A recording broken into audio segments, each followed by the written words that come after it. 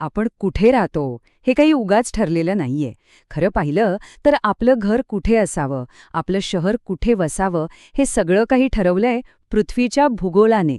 हो, हा मानवी नकाशा नक्की तयार होतो कसा? चला यामागची गंमत समजून घेऊया. कधी विचार केलाय की आपली शहरं आणि गावं ती बरोबर त्याच जागी का आहेत? यामागे काही योगायोग नाहीये? नाही, तर यामागे आहेत काही ठोस भौगोलिक कारणं.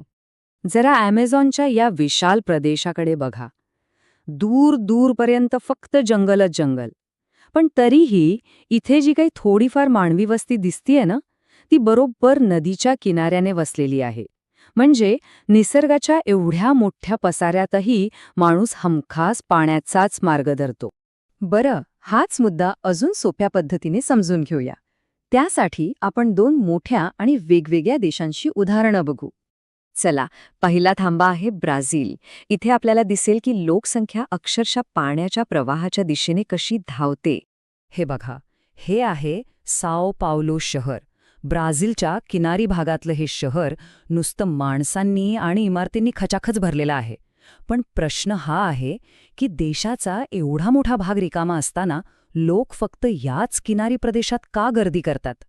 याचं कारण पुन्हा एकदा भूगोलच आहे. विचार करा, किनारपट्टीवरचं छान हवामान, पिण्यासाठी आणि व्यापारासाठी भरपूर पाणी, शेतीसाठी सुपीक जमीन आणि सहज मिळणारी नैसर्गिक साधनसंपत्ती, या सगळ्या गोष्टी लोकांना कित्येक शतकांपासून एखाद्या चुंबकासारखं इकडे खेचत आल्या आहेत. आता ब्राझीलच्या दुसऱ्या बाजूचं चित्र बघूया. हे आहे ॲमेझॉनचं घनदाट जंगल. साओ पावलोच्या त्या गजबजाटाच्या एकदम उलट. इथे फक्त शांतता आहे आणि तुरळक लोकवस्ती. मग ॲमेझॉनच्या आत असं काय आहे की लोक इथे राहायला धजावत नाहीत? पहिलं म्हणजे इथलं दमट आणि रोगट हवामान. दुसरं ही घनदाट जंगलं जी पार करणं जवळजवळ अशक्य आहे. आणि तिसरं म्हणजे वाहतुकीच्या साधनांचा पूर्ण अभाव. या सगळ्यामुळे इथे वस्ती करणं प्रचंड कठीण होऊन बसतं.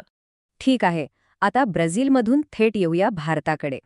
इथेही आपल्याला भूगोलाचा मानवी वस्तीवरचा प्रभाव अगदी स्पष्टपणे बघायला मिळतो. हे दृश्य बघा. हे आहे भारतातल्या एका दाट लोकवस्तीच्या प्रदेशातलं. अगदी ब्राझीलच्या किनारी भागांसारखंच इथेही लोक प्रचंड मोठ्या संख्येने एकत्र राहतात. पण भारताच्या याच उत्तरेकडच्या मैदानी प्रदेशात इतकी लोकसंख्या का आहे? सोपं आहे. इथली सुपीक जमीन, नद्यांमुळे मिळणारा मुबलक पाणी पुरवठा आणि घरं बांधायला किंवा शेती करायला सोपा सपाट भूभाग, ह्या सगळ्यामुळे हजारो वर्षांपासून ही जागा वस्तीसाठी एक उत्तम पर्याय ठरली आहे. पण संपूर्ण भारताचं चित्र असं नाहीये. काही भागांमध्ये वस्ती अशी विखुरलेली दिसते. घरं आणि माणसं एकमेकांपासून खूप दूर दूर. आणि या विरळ वस्तीमागे ही कारण आहे भूगोळच. मग ते राजस्थानचं वाळवंट असो किंवा हिमालयाचे उंच उंच पर्वत. अशा खडतर प्रदेशांमध्ये शेती करणं किंवा प्रवास करणं खूप अवघड होऊन जातं. आणि म्हणूनच साहजिकच इथे वस्ती वाढण्यावर नैसर्गिक मर्यादा येतात.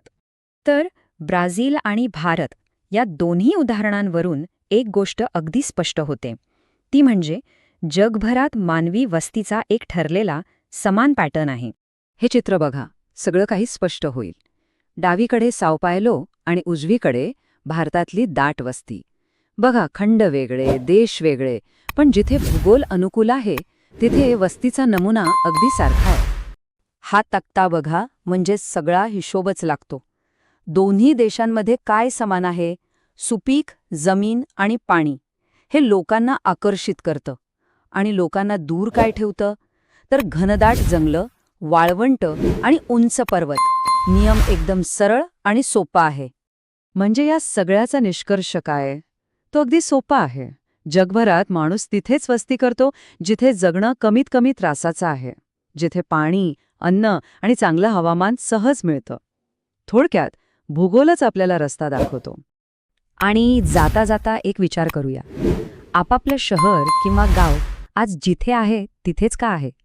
तिथल्या कोणत्या नदीने, कोणत्या डोंगराने किंवा कोणत्या मैदानी प्रदेशाने त्याला आजचा आकार दिला असेल? यावर जरा विचार करायला हरकत नाही.